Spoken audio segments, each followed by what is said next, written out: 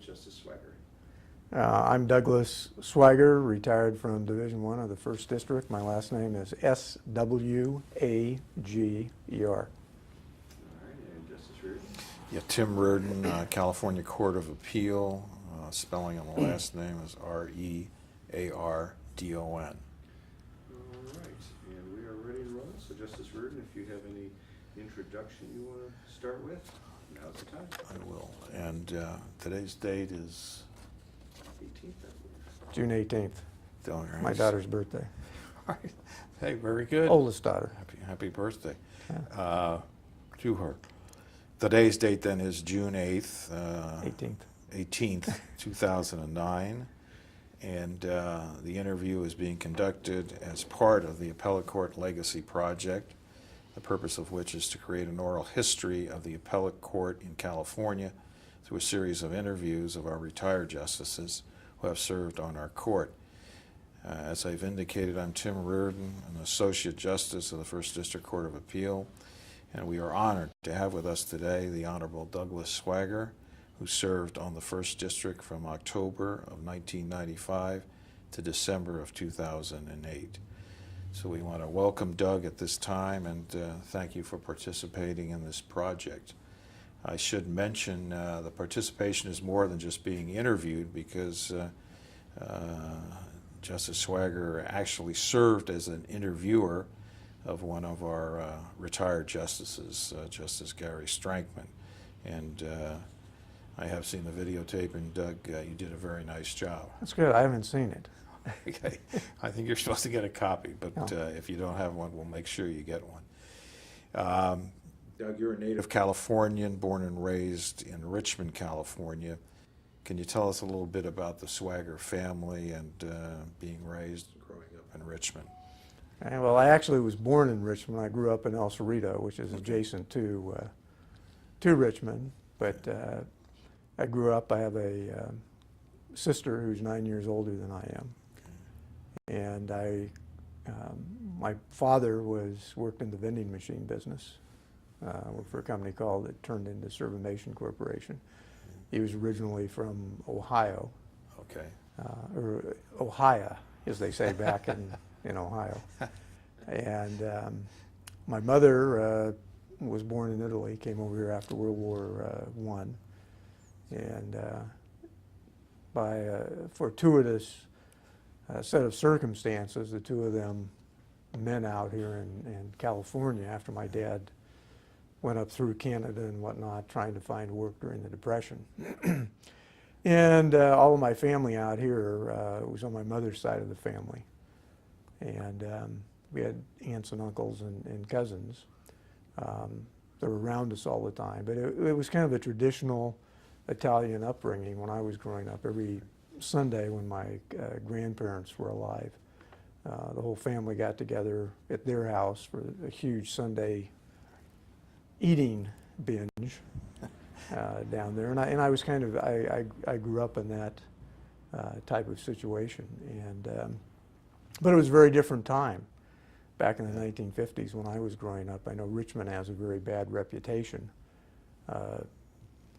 currently, but when I grew up, it was a very nice town. It's where everybody went and did all their shopping. The AC transit trains, I'm dating myself now, still ran. They had all the trolleys up and down McDonald Avenue along Key Route, and we would take that to get to various places. But when I was growing up, it was most of the mothers did not work out of the home. And not only did you have to behave in your own family, but if you misbehaved somewhere else, Mrs. Bradfield or Mrs. Smith was going to tell your mom. So you always had to be on pretty good behavior. I went to school locally there. And then, El Cerrito High School, or? No, that's when Richmond kind of came back into it again, because I went to Portola Junior High School in El Cerrito. And when we were and it was a 7 through 9 grade high school. I see. But then they made the decision in, I guess, the end of our 7th grade year. They were realigning some of the high schools. Right.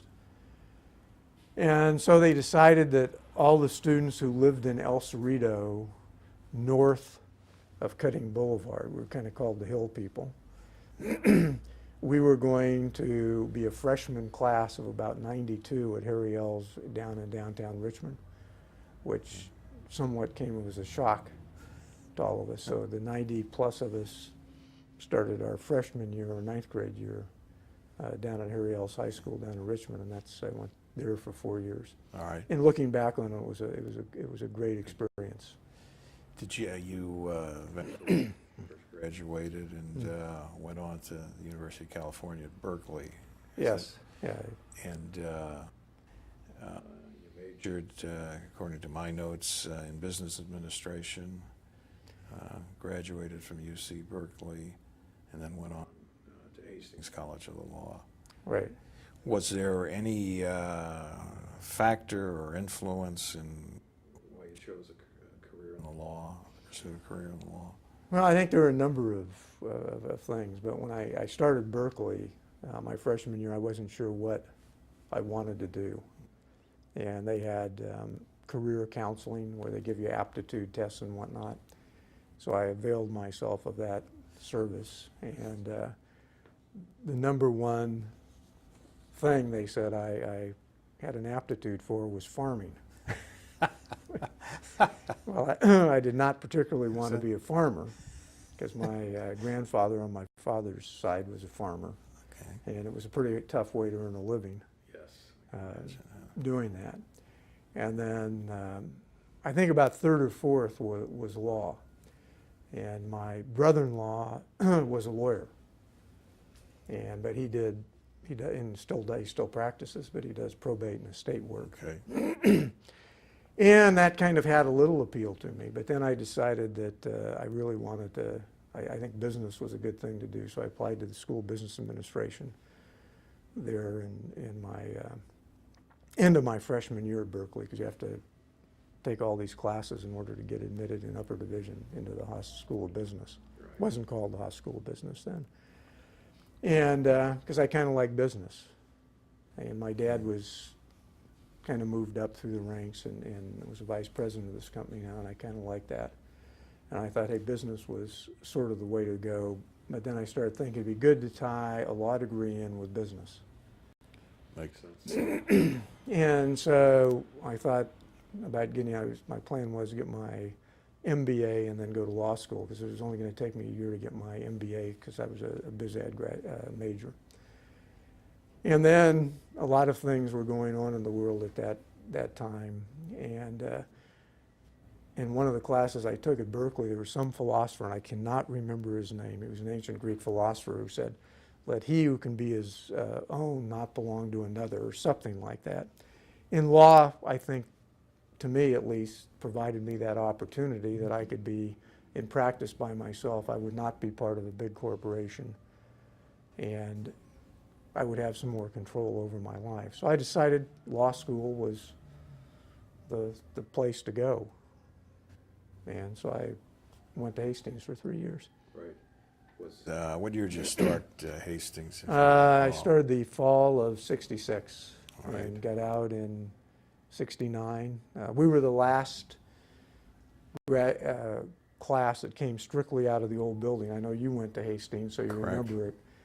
We had to start our 3rd year, I think it was the first week of August.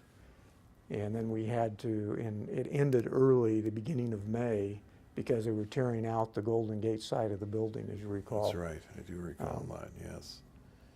So it was 3 years there. 3 years at Hastings, and It was a lot of work. Yeah, it was. I agree with that. that's we can concur in that. Do you remember who the dean was at that time? Was it Samus? Yeah, we had Dean Samus. Okay. He was there. He also taught community property. Did you get the same speech that we did about look to your left and your right, and one of you won't be here? Well, yeah, it was the second time I heard that one. Oh, I was at freshman orientation at Berkeley. Chancellor Strong Donnell Plaza did the same thing, except he stuck his hand down and said, "Half of you won't be here in 4 years." And then I heard it again at Hastings from Dean Sammis, and then he also had his saying when he taught community property that, you probably remember this, that he ran his class like a baseball game. Yes. You know, Yes, 3 he did. strikes, which meant 3 unprepareds, and you were out. Yeah, he was a Tough. tough old guy. He was very, very tough. Yeah. Yeah. And somewhat Somewhat prophetic, because I think the actual graduation rate was about 50%. I may be exaggerating a little bit. but Well, it was. I think the class of '69. I think we were a little unusual because when we came back for our 3rd year, there were a lot of people we'd been to school with for the first 2 years who were now in the military because of the Vietnam situation, and all of us then were in the draft lottery, and the draft lottery did not work out the way the officials had thought it was going to work out. So a lot of the guys, their draft boards couldn't fulfill their quotas, and so we were a relatively small class in '69 to start out with. Graduation. Right. Yeah. Now, at some point after graduation, you made a decision to get a job, a legal position.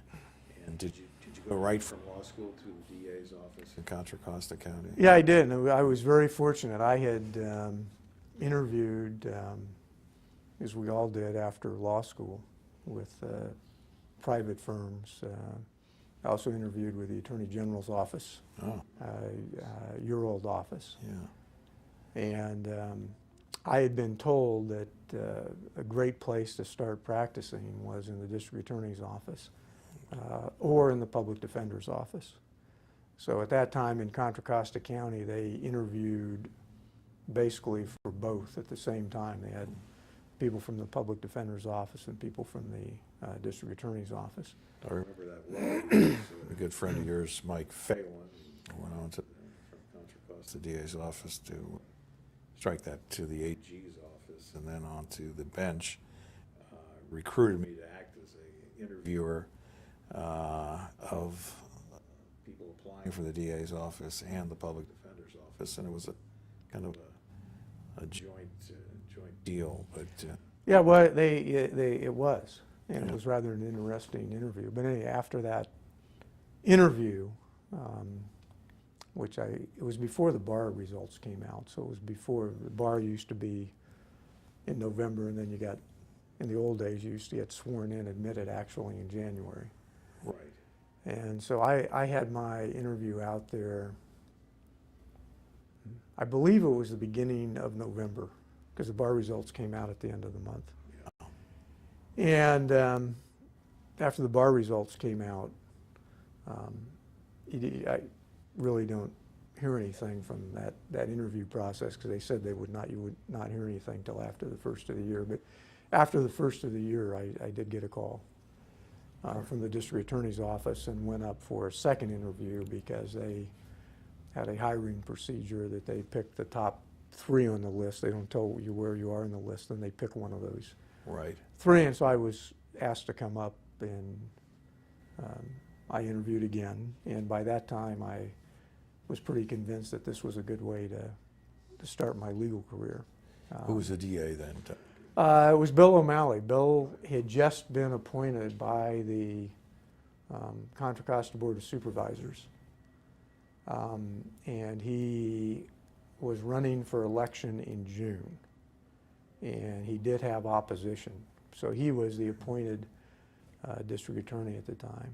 But I was fortunate enough, about a week after the interview, they called me and said that they did have an opening that was going to be created the beginning of March, and that if I could hold off, that I could start work. And I remember this date, March 4th of 1970. It was a momentous day in my life. And I said, hey, that's great. So I started in the district attorney's office, and as advertised, I had my first jury trial the following Wednesday. not a great orientation. No, and they really, in those days, the office was small then. I think there were a total of maybe 34 or 35 deputies for the entire county. They had very little administration. There was Bill O'Malley was the district attorney, and then there was the chief district attorney, a fellow by the name of Don Walker. Mike Phelan hadn't come there yet. Okay. And I was very fortunate because the DA's office at that time was filled with incredibly talented people. And one of them was Gary Yancey, who was my supervisor Sure. for about a year. Gary Yancey, who went on to become district attorney's office. That's right. And I can just go down a whole list of people who I was privileged to work with in the district attorney's office. Now, are you married at this time with a family? Or I was married. Judy and I got married a month after I graduated from Hastings and before the bar exam. Against a lot of people's advice, they said, don't get married now because you're going to be spending all your time studying for the bar exam. But other people had said, hey, don't do it after the bar exam because there's too much pressure with the wedding and the bar exam.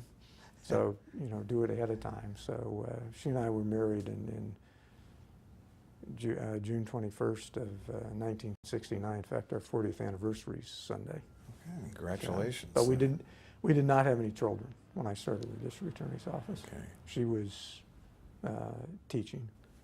But there was an incentive to get your employment going as an attorney, and Well, I wanted to do that because we didn't have any income. We don't have any family wealth that we could rely on or anything. So I had to, I had to bring money in. Judy had obtained a teaching job, as fate would have it, at Portola Junior High School. As an English teacher, but it was on a temporary kind of assignment. Okay. Because she was not sure she wanted to stick with teaching English. So when I started with the DA's office, it was just the two of us, and she was teaching. But we had, my parents had helped us buy a house at the time because we really couldn't qualify on our own. But we had this humongous house payment. We thought it was humongous at the time. It was a couple $100s a month with taxes and insurance and everything. But I think my starting salary in the DA's office was $695 a month. Does this sound familiar? it sounds familiar. It sounds Yeah. Better than the AG's office, actually. It was $695 a month plus benefits. So it was a good job. Yeah, and I know you enjoyed your experience there at the Contra Costa DA's office very much, and I also know that you served in a variety of capacities. Were there some sections that you worked in that you enjoyed more than others? Well, the DA's office then was a lot different than it was now, and now they have trial teams and everything else over there, but they're a much larger office. The county has grown a lot. But when I went there, everybody, you were a trial attorney, and the only attorney in the office who did not try cases was Don Walker. Yeah, but that would change when Mike Phelan came on board. Okay. And so what they did in the office in those days, your first assignment was in the Martinez office, because then they had two physical locations of offices. They had Martinez and they had an office in the county building in Richmond. But when you started in those days, you started in the Martinez office. I think so they could watch you a little more closely. But your first assignment was always the misdemeanor trial calendar, all the misdemeanors down in Walnut Creek Court. And the story was they sent you down there to build up your confidence because of the jury pools you got in Walnut Creek. There were a lot of people from Rossmore, and there weren't very many not guilty verdicts in Walnut Creek. And they also had a judge down there who could be a little difficult to appear in front of, so you kind of got a little used to appearing in front of a judge who could be very, very difficult and get down on you, which I had that experience early on. We got a lot of trial experience then, obviously. Well, you did. I mean, I started, and they told me this when I interviewed with them. I had my first jury trial within a week that I was in the office, and I remember that case because you never forget. It was People versus Victor Berardo, the drunk driving case, because they sent me down. They gave me a bunch of files on Tuesday afternoon. There were actually 7 files, and said one of these is going to go to trial tomorrow. We don't know. We don't know which one, and they gave you a sheet of paper that told you on which side of the courtroom to sit. And 10 suggested voir dire questions were applicable to any case, murders down to. And then that started, and then you would try 1 jury case a week, sometimes 2. And then after that, I was down there for about 6 months, and then I got moved out to the Delta Municipal Court, which was a very busy felony court because of the violence out in some sections of the Pittsburgh area out there, and West Pittsburgh, and the projects and things out there. Right. And so I got sent out there, and I was out there for quite a period of time. And then when you're there, you're not only doing misdemeanors, you're also doing the felony preliminary hearings. Right. But you also started doing felony trials. I had my first felony trial. I'd been in the office, I think, about 7 months, and I had my first felony trial. And so then everybody in the office did everything. You could be doing a preliminary hearing, one day, and you'd be trying a felony jury case in Martinez 2 days later, and the next week you just did everything. Or you could be presenting a case to the grand jury. Doug, how many years did you have then, roughly? I was there not quite 4 years. Okay. And I was getting ready to come up on the next grade increase, Okay. which was Deputy DA 4. And there was a rather significant salary increase from 3 to 4. Okay. And in those days in the district attorney's office, and to a lesser extent in the public defender's offices, both of those offices were stepping stones into private practice. The law firms kind of kept an eye on people and whatnot, and so most people then would move on to private practice out of that. And by that time in my DA's career, some people had talked to me, and I'd actually interviewed with a couple people, but I did not want to work in San Francisco. By then we had 2 kids, 2 children. Okay. And locally, I had a good commute over there. But then in Coley Fannin, who was going to play a huge part in my judicial career, he had been appointed to the Superior Court bench in Contra Costa County. And he was with Watson, Hoffey, and Fannin in Richmond, which at that time was one of the premier law firms in the county and was the law firm in West County. And Fran Watson, the senior partner in the firm, called me one day at the office. And I was in the Richmond office at that time, and asked me to come over in the afternoon if I was interested in private practice. So I went over and spent time talking to him because I'd never seen a civil case at that point, never handled one at least. Okay. And they were a civil law firm. They did very little criminal work. And so there were ongoing conversations with them, and then towards the end of the year they offered me a position. And I decided now was the time to do it. And so I made the leap, and it was a hard decision because, as you know, I'm sure same way in the Attorney General's office, there's a lot of camaraderie, a lot of friendships, Right. and it was a great job. Yeah.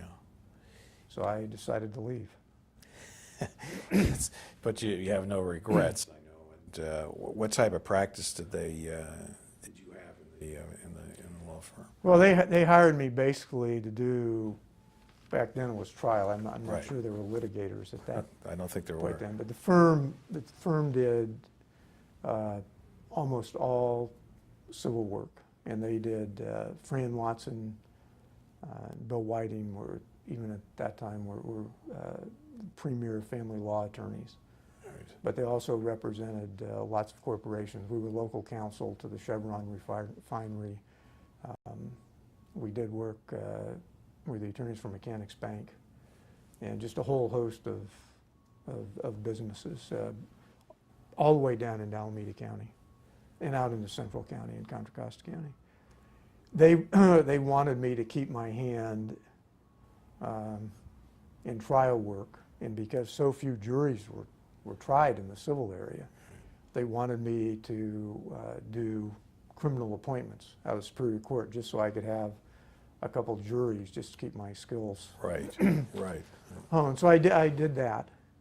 And then we did criminal work for some of our business clients who were unfortunate enough to get caught up in a DUI, and they did not want anyone outside the firm to handle it, so I did those. But primarily I started working a lot with Fran Watson, and I did some family law. And then things kind of changed, and I started doing some work with some of the real estate clients that Bruce Hoffey primarily handled, and I gravitated over sort of into that. And my first case, civil case, was a second chair on a CEQA case that went for several weeks up in Martinez. And I sort of got into that, and we had a lot of clients who were developers, and then as a result of that trial, it actually went all the way up through this court on appeal. The first time I appeared in this court over here. So you handled the appeal as well. We handled the appeal, and there was a petition for review in the Supreme Court, which denied, because we lost in the trial court on one issue out of 30-some, but it stopped the development from going forward. But we appealed, and we won on that issue. And as a result of that, I started doing a fair amount of environmental work and real estate stuff, and that's where my practice eventually moved to. All right. Now we're moving on to roughly 1985. At some point, you decided you'd like to pursue a career on the bench, and you applied for a judgeship, and were successful in being appointed to the Contra Costa Municipal Court, which is, we had that court in those days, I know. They were good courts. They were good courts. Yeah. I was appointed here in San Francisco, as you know. But what caused you to seek a judicial appointment? Was there anything? Well, I think that there were a number of factors. I had left Watson and Hoffey in 1981. Two of the younger partners were more senior than I was. I was a partner in the firm at that time. We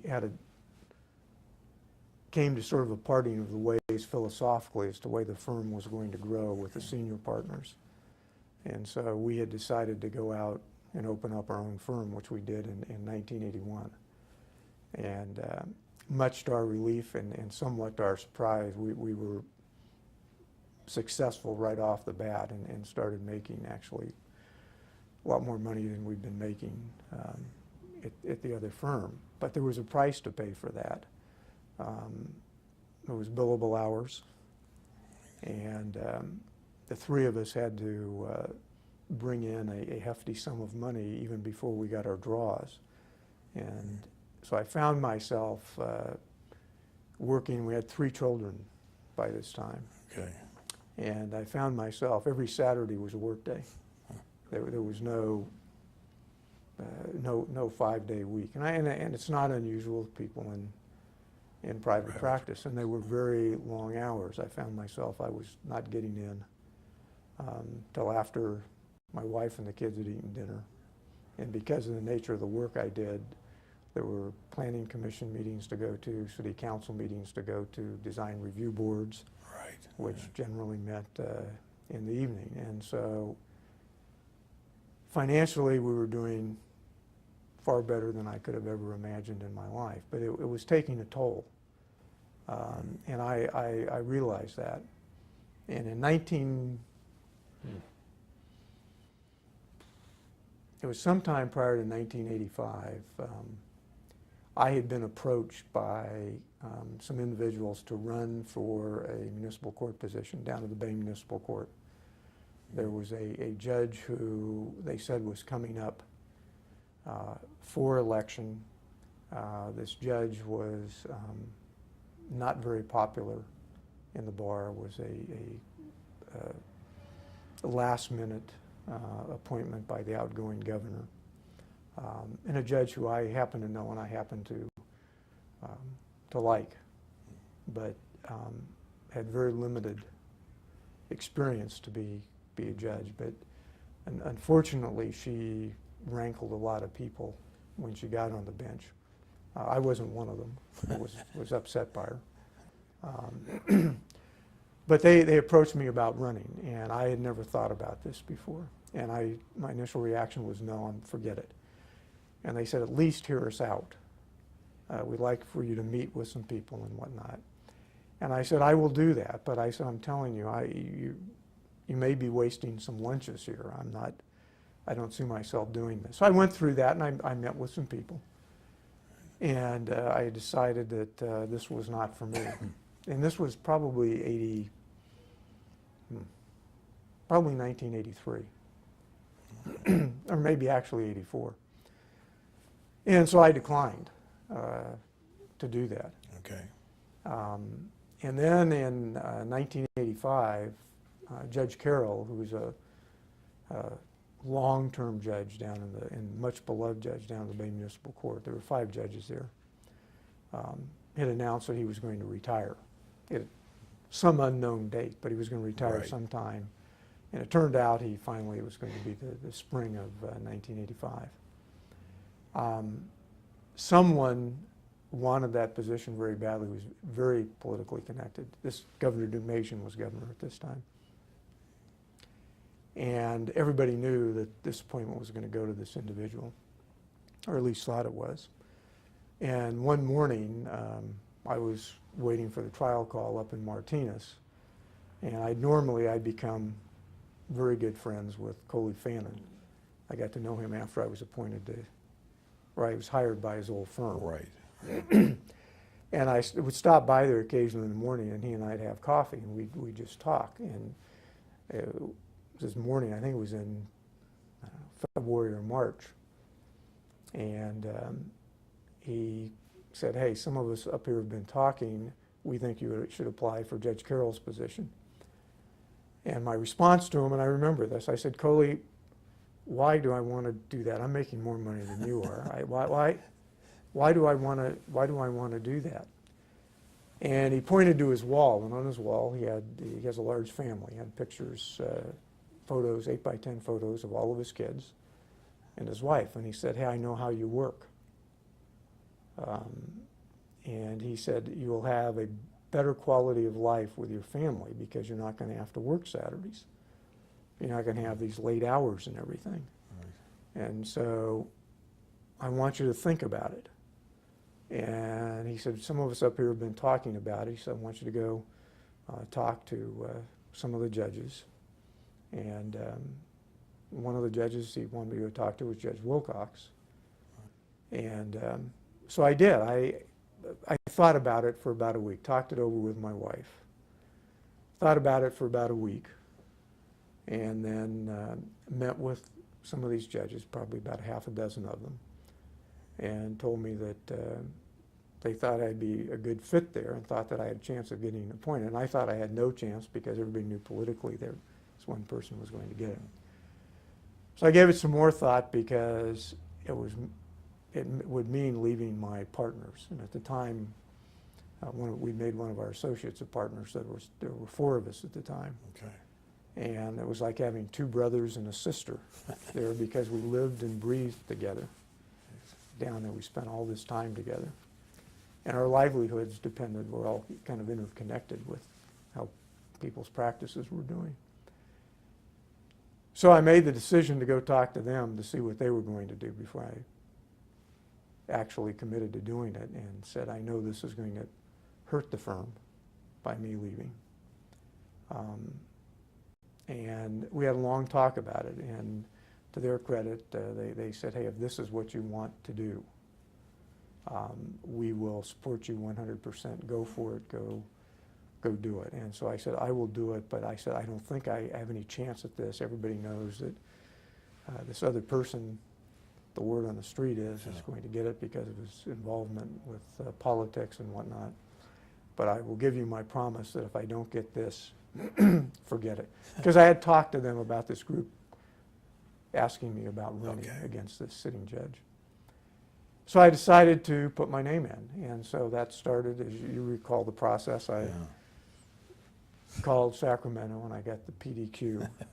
It was called at that time. Right. And the process started, and it was much more involved and time-consuming than I had ever thought that it would ever be. And you remember that? Yeah, I remember the form sitting on my desk at home. It seemed like for months, maybe 6, 8 months before pulling the trigger to fill the thing out. And I think the form's gotten even more elaborate and long. Yeah. And then, as you know, you send it in, and then nothing, nothing happens. And I did have some people advising me about the process, and two of the people who were advising me were Gary Strankman and Mike Phelan at the time. Good people.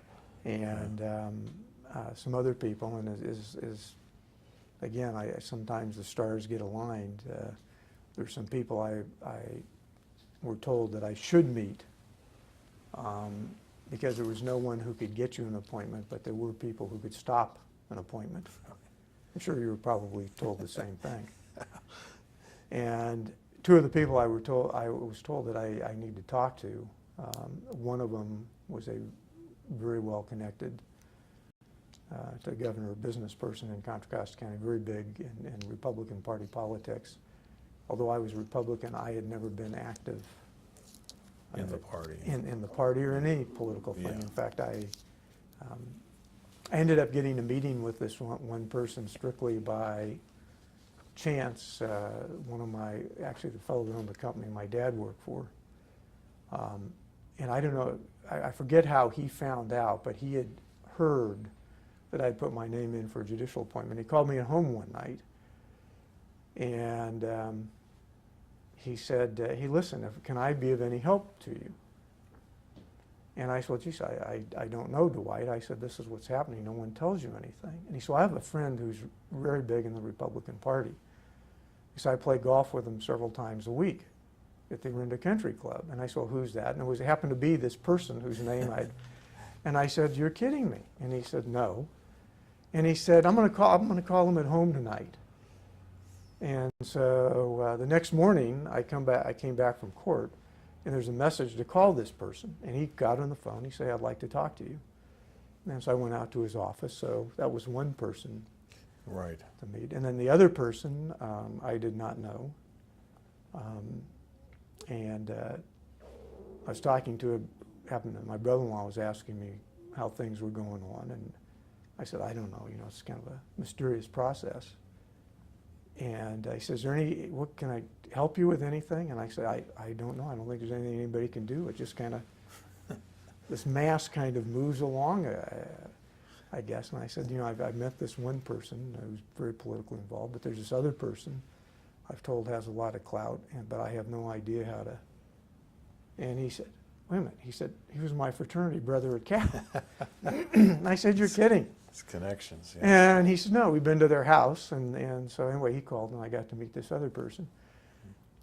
But it did not give me any confidence I was going to get it, because they were all aware that this other person had paid his dues in the party, and that's kind of the way it was going to be. But as things worked out, I ended up getting called up to Sacramento for an interview. This was George Deukmejian was the governor at the George time. Deukmejian was the governor, and Marvin Baxter was the appointment secretary. That's right. Okay. And so I drove up there one hot August afternoon. It was like 106 degrees, and walked into the governor's office. They're in the shoe, as you recall, because the appointment secretary used to be there. Yes. And his secretary, I think her name was Evelyn. Had been That's there for correct. A long time. Good memory, Doug. Came out and apologized and said that I was the last interview of the day and he was running way behind. And like about an hour.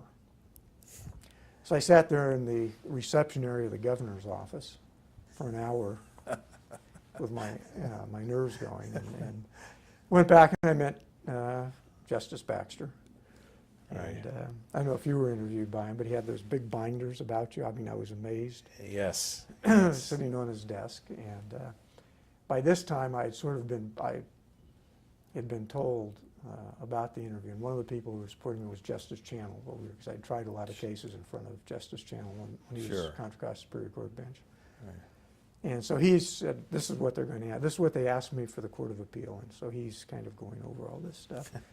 So I get up there and I finally get in, and Justice Baxter was very nice. I mean, he's such a nice guy. Yeah, he is. And he told me about the process, and then he started out. He said, "Do you have any questions?" And I said, "Well, no." And so I'm primed with all this Prop 8 stuff and everything. And he said, "Tell me about your youth." And my response was, "Pardon me." And anyway, we had a very nice talk for about an hour, and nothing that people told me would come up came up.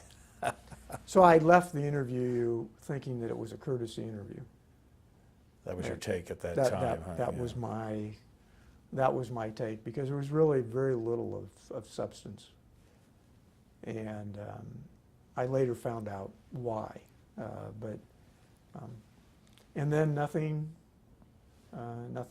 happened until I was out getting ready for actually a city council meeting. I was at his client's house.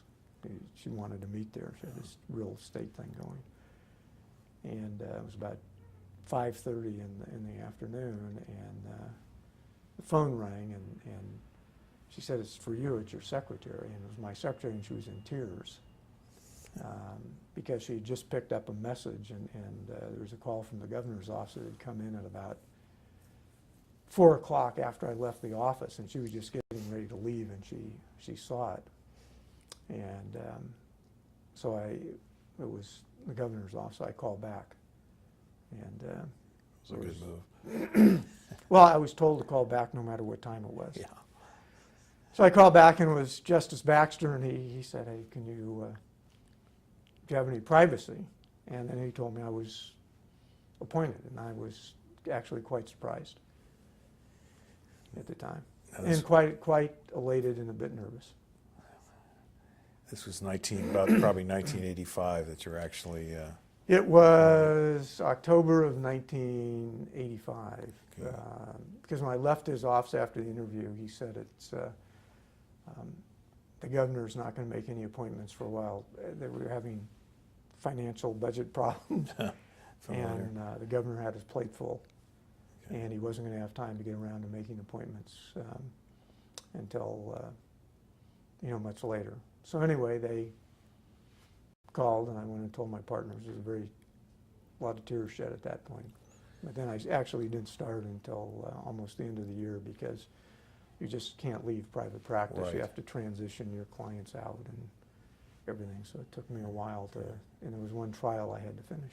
I wanted to try, really could not hand it off to anybody, and then it ended up settling for trial. Okay. Now you did, as the uni court judge, you did, I know, a variety of cases. I think when you started, we did everything. We had no commissioners. There were the 5 of us. We did everything from small claims to special circumstances, preliminary hearings. And we changed assignments generally about every 6 months. And so I started out just in what was called the trial department, and the way the calendar was run at that time is you tried 2 misdemeanor juries every week. Yeah, this is very similar to San And so Francisco. you had 2 juries every week. It was just back-to-back jury trials. If there was any downtime in the middle, you did preliminary hearings. And so I started out doing that, and then I was put on the civil calendar, and the civil calendar in muni courts were not very extensive. It was very rare that a case would go to a jury trial. But it also meant that you did the small claims calendar, which one of the judges down there told me before I actually got on the bench after my appointment. He said, "You're going to learn more doing small claims, and you're going to become a better judge by doing the small claims calendar than by doing everything else." And I said, "Alan," I said, what do you mean?" And I said, "Small claims." And he said, "Because there's a volume of cases, and it's justice right down at the grassroots level. And you're going to be making decision after decision after decision, and the litigants are going to be right in front of you. And although their cases are small, you're going to have to make a call, and generally the call is going to be based on who you believe and you don't believe." And he said, "It'll make you a better judge because you're going to have to look straight at the losing side's face and look into his or her eyes and say, basically, I don't believe you, I'm awarding judgment." He said, "You will become a better judge by having done that." And I'll tell you, I found out that was true. Very accurate, yes. But Yes. you did that, and then there was also the arraignment calendar, which I did, which was one of those, I'm sure in San Francisco it's probably worse, but you'd walk in, you'd have 140, 160 cases on your calendar every day. Just, you'd start at 8:30 in the morning, and, some nights you wouldn't finish till after 7 o'clock at night. But everybody did everything in the muni court. We even did traffic because we had when I was there, we hired our first traffic commissioner. But when I first came there, we actually did traffic trials. Yeah, I actually did that myself here in the city, And it was a great experience. Yeah, I think what that judge told you was very accurate and correct. So you were in Muni Court for a couple of years, and then elevated in '87 to the Superior Court. Again, there's Governor Duke Machen, I believe. Yeah, that kind of, again, sometimes stars get lined up correctly. Yeah. There were going to be 2 retirements in Contra Costa County, and one of them was Judge Wilcox. And some people had encouraged me to apply for that, and I went and I talked to my mentors at the time, which were Gary Strankman and Coley Fannin. Said, "What do you think?" And they said, "Hey, don't apply now. The court was in line to get 2 new judgeships, Department 16 and 17. And they said, but you're not going to get one of these. Things are pretty much kind of set in stone from what I hear, that this is kind of what's going to happen. Okay. So don't apply, don't do anything. But pretty good shot you're going to get one of the new positions in another year." So I did not do anything, and one of the people in the local bar association came in my office. He was thinking of applying for the Muni Court because there was, unfortunately, one of the judges down there had lost her battle with cancer, so there was a vacancy. And he wanted me to guarantee him that I would stay there for a while, and I say, "I'm not going to give you that guarantee." But I said, "I'm not applying for one of these 2 positions." And he came in one afternoon and he said, "Hey, I've known you since you were deputy DA. Why didn't you tell me you put your application?" I said, "I haven't applied, Mark." And he said, "Yes, you did." He was on kind of the local bar vetting thing. Right, yes. And he said, "We have your material that's come through." I said, I didn't do this. So I called Sacramento the next morning, and in the afternoon, Marvin Baxter called me back. And he said, "Hey, I meant to call you." And I said, "I don't understand this." And he said, "Well, I've sent your PDQ out from Muni Court." And I said, "What's going on here?" And he said, "Well," he said, "we have a plan. I have a plan." I said, well, what should I do? And he said, well, really, don't do anything. So I didn't do anything. And Just and as I found out, they back in those days, as you're probably aware, they had all their ducks lined up. They knew exactly. It was like a big chessboard, and they knew who they were moving where. So I started in Martinez in Superior Court in December of 1985 or 1987. Right, and I know as a member of the Superior Court, you again had a variety of assignments. Did any one particular assignment, was that one that you enjoyed more than the rest, or? I enjoyed getting my courtroom for the first time, because for the first 6 months I didn't have a courtroom. Okay. Well, that was And my court consisted of a clerk's metal basket that I pushed around with my staff, and my chambers were down in the middle of the clerk's office, down in the basement. And so my courtroom, if someone was ill or out on vacation, I would use that courtroom, or I would use the presiding judge's courtroom after he called the master calendar. So this was not So an the big- ideal setup at the time. Well, others had gone through it. Okay. They were in the process of building the new Bray Court building, and they'd run out of space. So I wasn't the first one. I think I may have been the last to do it. But when I started, we really did not have specialty assignments per se. They had just made the decision before I was on the bench that they were going to go to a direct calendaring system in civil. Okay. And so when I first started, I spent my first 2 weeks doing family law, which I hadn't done in years. But one of the family law judges was out on an extended illness. Okay. And so they had me do family law. And then I was the last judge who did law and motion. The law and motion judge at the end of the year was on vacation, so I did law and motion. After that, I was a general trial judge, and predominantly trying criminal cases, but you got everything. We Yeah. got everything. The full. And I think I enjoyed that most. I never really did a specialty assignment in family law. I was presiding judge for 2 years. I was going to ask you about that. Yeah, that was a 2-year. But up until then, I had never done a specialty calendar, and I enjoyed doing the general criminal calendars because you literally did everything. I mean, everything from capital cases to employment law cases to long cause family law cases they would send out to the general trial departments. Occasionally, serious juvenile criminal cases would go out, and so you did everything, and plus you spent, in those days, most of us spent our afternoons from 5 o'clock on doing civil settlement conferences. And I enjoyed that because it was just a wide variety of cases. Sure. Did you enjoy your terms, your 2-year term as a presiding judge at Contra Costa? In hindsight, I did. Okay.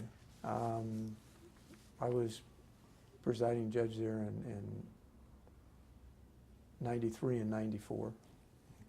As you may recall, we were in the midst of a severe budget crisis. It's a familiar theme. With the state. And, but it was a very interesting job. Those were the days we did not have trial court funding. So we had our funding from the county primarily. And so there was a lot of work with the Board of Supervisors, the county administrator, working on the budget. Also dealing with issues among and between the judges that would come up, and just HR issues with the staff. It was very busy. At times it was frustrating. At times it was annoying. But overall, it was, I would not advise anybody not to do it if the opportunity comes along. I would say although it's a little different now with court consolidation, it was a good experience. I met a lot of people I would have never met before. I saw how budgets get put together in the county, or not put together, and all of the problems that the county administrators have and the board of supervisors have of trying to balance all of the competing claims to the resources that the county has.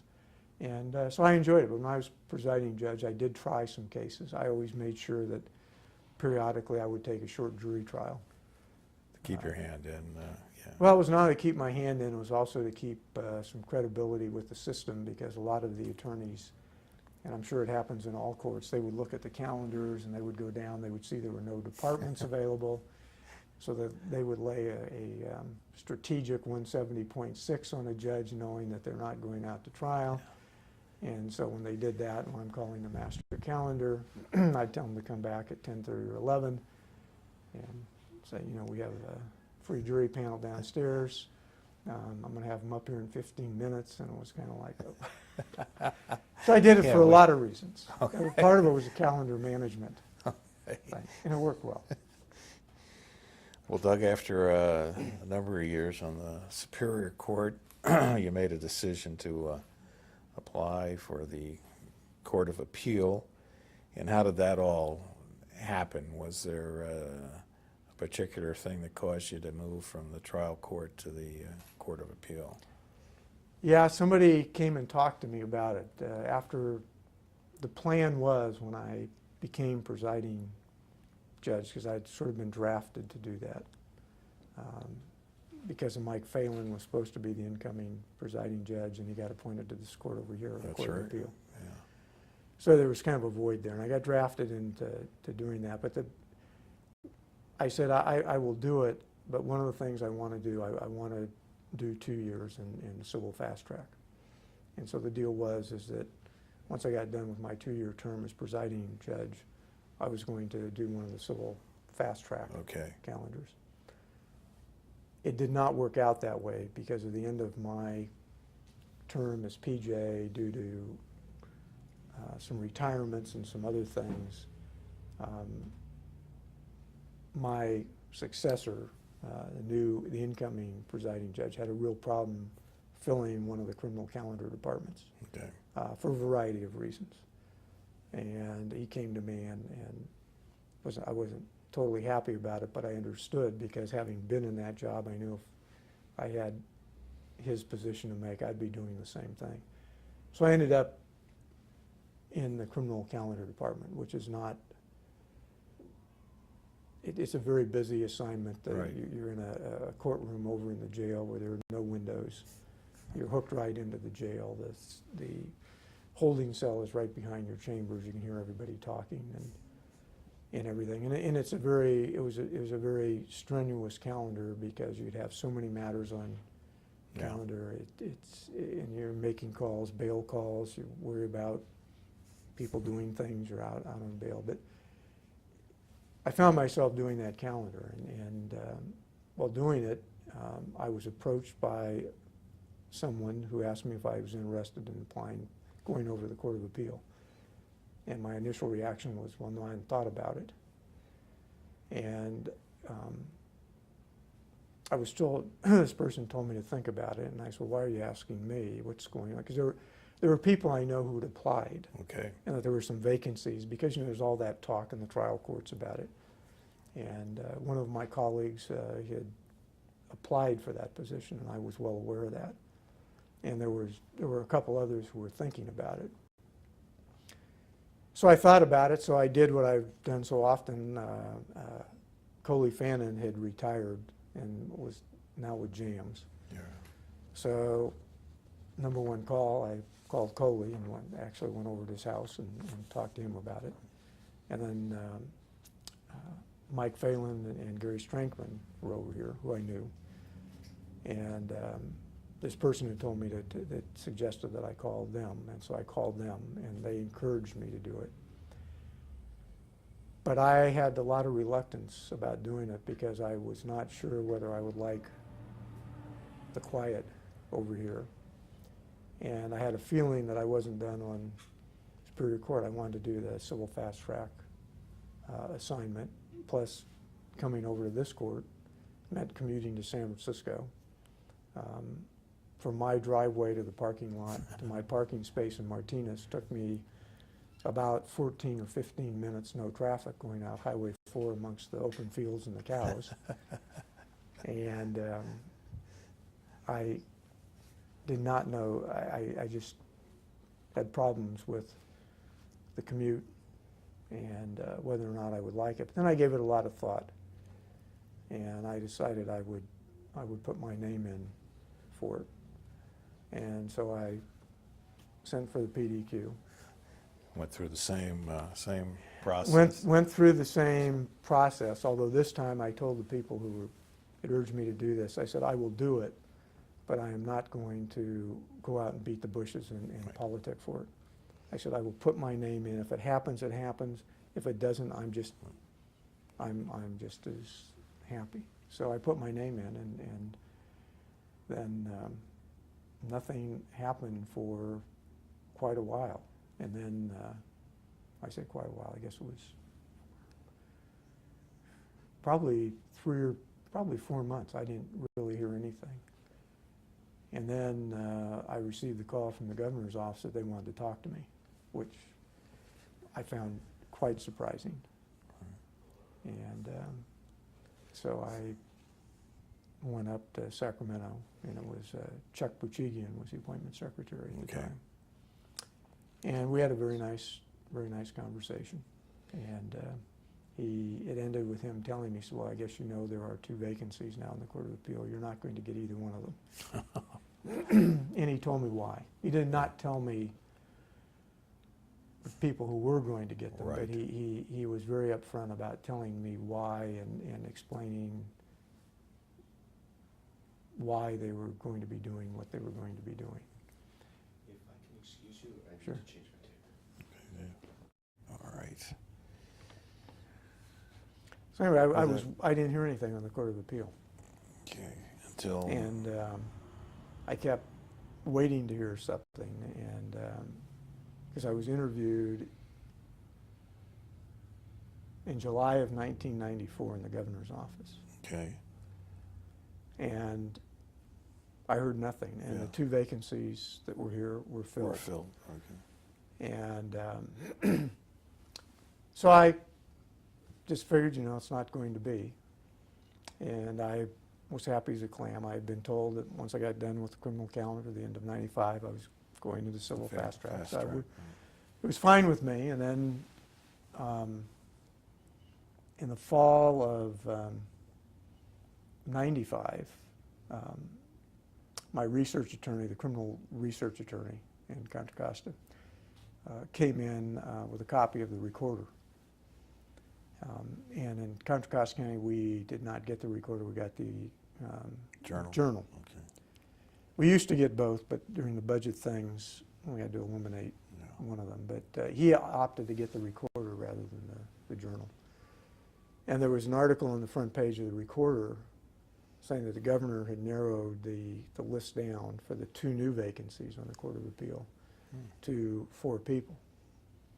And I was one of them. Mike Hanlon was the other one. Oh, okay. Sure. Which came as a surprise to me because I had heard nothing since I talked to Mr. Buchigian Yeah. in July of '94. But the rumor mill, I don't know where it comes from. So quite frankly, that bothered me a little bit because it was getting close to the end of the year. I was going to be getting out of criminal, Right. and thought about the commute some more. Went home that night, told my wife that I want to stay where I am. I want to be here a few more years. And what I usually did, the next day, after I slept on it, I called Coley Fannin up. Okay. And told him, I said, hey, Coley, this is what I'm thinking. He said, wait a minute, you can't do this. And I said, you know something? He says, no, but he said, you can't, don't do this. And so he wanted to meet with me, and we got together and we met. And he said, hey, have you talked to Gary Strankman or Mike Phelan? I said, no. And he said, well, you ought to talk to one of them. So I called Mike Phelan up, and Mike said, "Whoa, wait a minute! Don't take your name out of consideration." And he said, "Let's meet and talk." And so we met, and he said, "Hey, you basically kind of get one shot at this ring going around in the merry-go-round. Don't do this now." He said, "You will really love this job." And I said, "Mike, the commute and everything." And he said, "Hey, your time's going to be your own time over there. As long as you get the work done, you know, Right. that's all that matters. You don't have to go in every day. You can work from home." And he said, "You know, I work from my decade down. I actually work more when I'm up there than when I'm in San Francisco because nobody bothers you." And so let it go. So I thought about it for a few days, and I let it go. And then it was about a week and a half later, I was out doing the criminal calendar, and my clerk turns around and says, "The governor's office is on the phone." So you were that close to pulling out. Yeah, within literally probably 8 or 9 days. Wow. And it was Mr. Davies, then, who I'd never met at that time, who called up and said that I'd been appointed to Division I. And then he asked me if I knew Mike Hanlon. I said, "I do know Mike. I've met him at several things." Yeah. And he said, "Do you know where he is?" And I said, "No." And he said, "Well, you can't tell anybody this." But he said, "We've been trying to get a hold of him because," he said, "this has something to do, I guess, with seniority, perhaps, on the court, but we can't find him. No one knows where he is." So he said, "We decided," it was getting late in the morning, "we decided we're just going to call you." But he said, "Don't tell anybody." He said, "Hopefully we'll get a hold of him." Right. Yeah. And so I knew that Mike got the appointment Before before he did. And as a result, I had seniority on him because of that. As it turned out, my photo's above his or whatever down in the Oh yeah, in the hall of in the fame room. there. Huh? And then it, you know, it all That's- happened. It all happened very quickly. Very quickly. You were appointed actually to Division I, and who was you replaced? Justice Newsom. Newsom. And Right. when you actually, this is, I have it 1995, but when you joined Division I, who were your colleagues at that time when you first joined? Gary Strankman was presiding in Division I, and Bob Dosey and Bill Stein. That's a good group. And I obviously knew Gary from going way Sure. back, but I did not know Bill or Bob. Okay. Now, did you probably didn't need a mentor of any source, but was there anyone in that division that played the role of giving you advice as the new Court of Appeal Justice? Yeah, I think, in fact, at Bob Dosey's retirement function, when we all had to get him to say a Yes. few words, I gave him credit at that time for being my kind of secret mentor, because Bob really sort of epitomized to me what being a justice was about. And I'd been over here, we were at Marathon Plaza at the time, and he came in, I'd been there maybe a week, maybe 2 weeks, and he wanted to go to lunch down to Red's Java Hut, which Yeah. I'd never heard of. I've been with them Okay. to the Reds, yes. So we went down, and happened to be a very nice day, although it was late in the year. It was a nice day in San Francisco, and we went down to Red's. I found out Bob knew everybody at Red's. I think he knew Red, the guy that owned it. He did. Yes. So we had a burger and a Coke rather than a burger and a beer. And we went out, as was his custom, I would come to learn. He would then walk down and get a cup of coffee. And we had a nice chat. And he said something to me I'll never forget. He said, "You know," he said, "you now have a new title." He said, "Your title is now justice, not judge." And he says, "It does mean something." He said, "You can do justice." And we started talking about what this job was about following the law, not letting your personal feelings get in the way, and that, you know, although cases may seem small to you, they're very important to the litigants. And there really isn't any small case. And he talked to me about about doing the job, about the need never to get behind. Because if you get behind, you'll never get caught up. And he talked to me about the importance of staff, because I was so fortunate in getting the staff. I inherited both of Justice Newsom's research attorneys. Right. I had to get a new judicial assistant, but Warren and Mike were there. And as a result of that conversation, Bob kind of became an unknowing mentor to me, that when sometimes things would come up, I would go and talk to him. I talked to Gary a lot too. Sure. But then I found out in the division, and it did not take me long to figure this out, that it was such a great group of people that the first case conference that I went to, I learned the rule that Strankman had formulated for the case conference, that because there were just the four of us there, and what was said there never went out of that room. And so we had some very frank, honest discussions about the cases, and also about life in general. Yeah. At times, That was... and they were. You got to the point where you look forward to the case conference and the writ conferences, because we had those every week, and just the four of us being around, and I was so fortunate to have those three with me to start out with, because they had a vast wealth of experience and knowledge, and their doors were always open.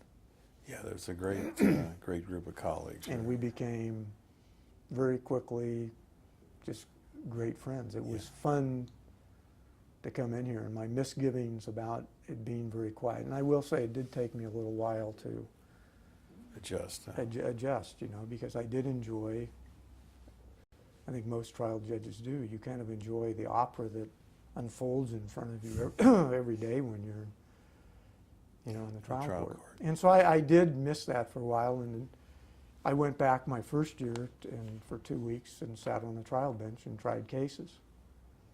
And I remember that. but then sitting through a lengthy voir dire once, I was thinking to myself, I may have moved beyond this now. And I just came to love the job. It reminds me what Joanne Pirelli told me when she called me to congratulate me on my appointment over here. She said she pinches herself every day when she comes into this job. It's such a wonderful, wonderful job, and it is. Marvin Baxter told me after he was on the Supreme Court one function, he said he's convinced it's the best job in the entire legal system, and I concur in that. I think it is. I know Dozy has said that, and, as well as a number of other justices on this court. Well, Doug, just looking again at my notes here, I see that during your 13 years on the Court of Appeal, maybe it's closer to probably 14, you had close to 100 published opinions. Do a few of those stand out at this time? It's sometimes difficult to single out one or two cases. I think it's kind of hard to say, but I think there are a couple that I think stand out. One of them, it's actually more than one case. I think the Bell versus Farmer Insurance Companies cases, which had to do with overtime compensation for insurance adjusters, that there wasn't any law on that point when this thing came up. It was a very significant case in from a monetary standpoint, right, from all parties. And it was a very interesting area of the law. I mean, interplay between the federal standards, the differing California standards, and then on the one case where we wrote the opinion where we found that they were not exempt employees. There was a lot of press about the case and some criticism of it, on obviously from the business standpoint, but the employee side thought it was a good decision, and but it was a very tough decision, but it was kind of a funny case. It got all this press, and yet the record on that particular part of the case was very small because they basically had stipulated to just about everything. Everything, And we yeah. came up on a very narrow record, and yet in the press at least, the case was being portrayed as this broad thing, but it was a very narrowly decided case based upon this set Small record. of facts. But then it kept coming back. It came back on a whole series of issues. I think there were a total of 4 Bell cases, and they were all fascinating, and they were all extremely well briefed. That's always important, as you know. You know, the issues were complicated, they were novel, but the attorneys, they got right to the heart of the issue. There wasn't any wasted verbiage in the briefs. And their arguments were the same. They came in, they knew what the points were, and that one just kind of stuck in my mind Right. as being a case that, and then there was Caskey versus Nike, which was a First Amendment commercial speech. Yes, that was a big case as well. It was a big case, and it went up by, our opinion that I authored was reversed by our Supreme Court, and there were I think two dissenting justices. A lot of people said it was a sea change in First Amendment jurisprudence, that the California Supreme Court was marching off to a different thing. And then the U.S. Supreme Court granted a cert on it. And so I had so much invested in that case. Sure. You know how it is. You follow those Sure. cases. And so it was all fully briefed. Lawrence Tribe was one of the attorneys, I believe, for Nike in the Supreme Court, and was actually argued in the Supreme Court. And you can download off the internet several weeks after the arguments. They're available. And so I listened to them, and they were very, it was pretty clear which way the U.S. Supreme Court was going. They agreed with our opinion out of the Court of Appeal, and there'd actually been a Wall Street Journal article, editorial on the case, where I was quite nice. They mentioned me by name and said that I got it right. And Nice to hear once. but then after all the oral arguments and everything, Supreme Court did not decide the appeal. They remanded it back and just dodged it.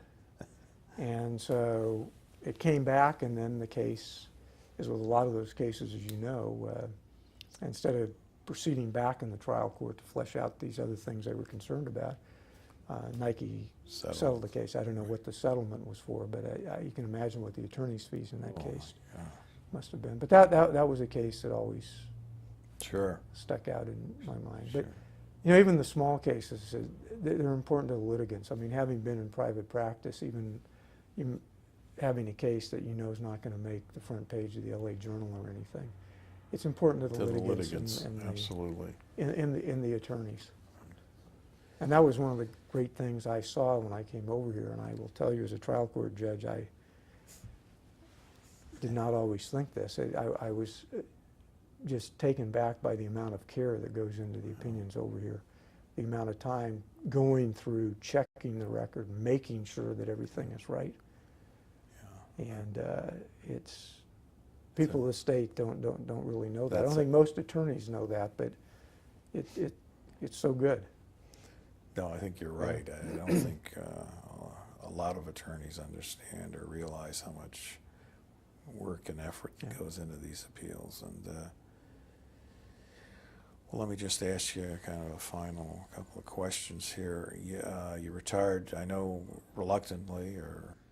Not reluctantly. in December of 2008. I think I only say reluctantly in that you had so many good friends here on the court. I know you missed, although you do come back once in a while. We get a chance to have lunch.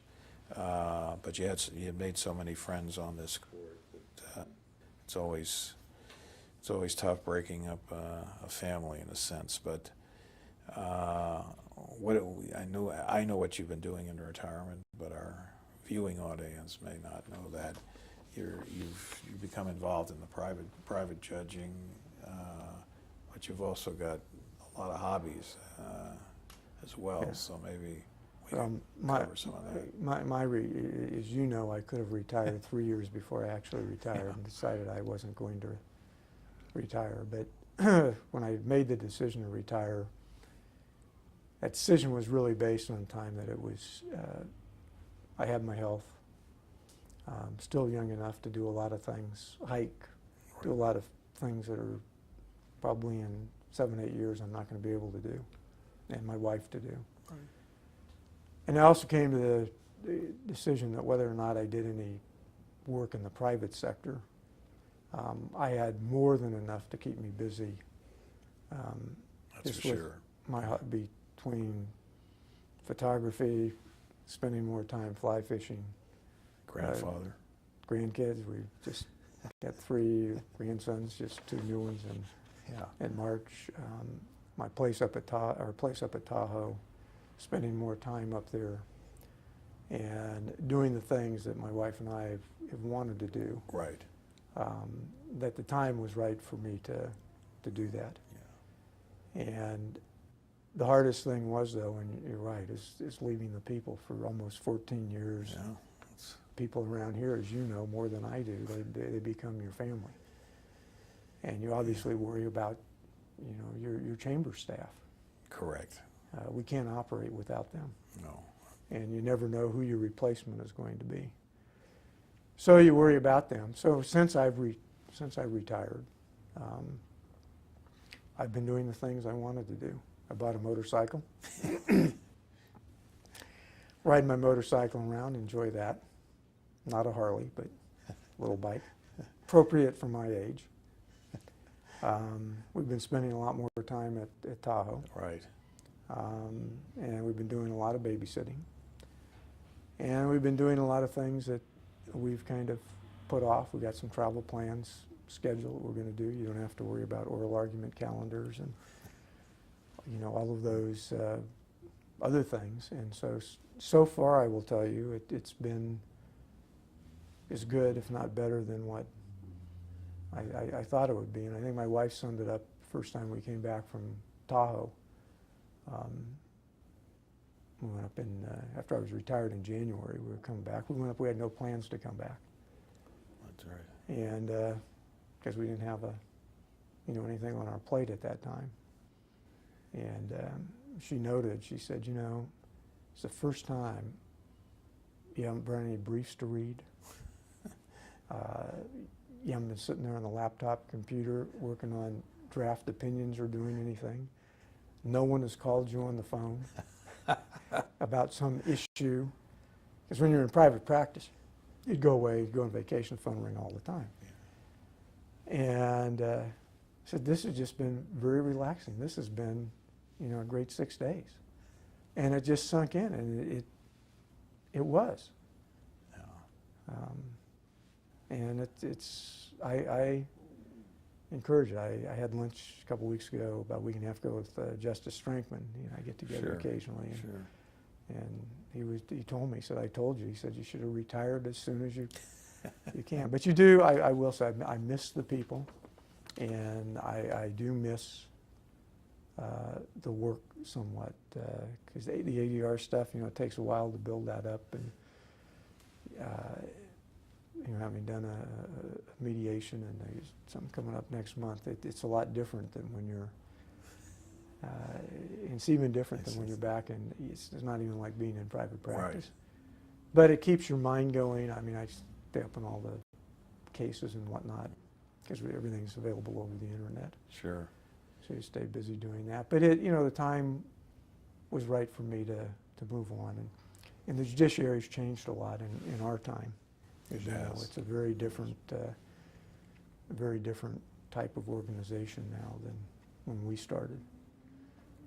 Yeah, that's for sure, and it's a whole nother story. But well, I just want to say, having had such a distinguished career as an attorney, a trial attorney, a trial court judge, having served years on the appellate court, I want to thank you personally, and being a friend of mine as well. Thank you personally for participating in this appellate court project, not only as an interviewee, but as a interviewer, having interviewed Gary Strankman, retired. And I can tell just speaking with you here today that you're certainly enjoying your retirement. You've earned that, and we certainly wish you the best of luck, Doug, with however anything pans out here. I just know you're enjoying yourself, and that's something that's good to see. Oh, I appreciate the time, and you're not going to stop seeing me coming back here from time to time. That's good. I want to make sure of that. Yeah, no, Okay. that's going to be the case. Like I said, I know I you. miss the people. Yeah. Okay, Doug, Okay, thank you thanks. very much Okay, again. thank you. All right.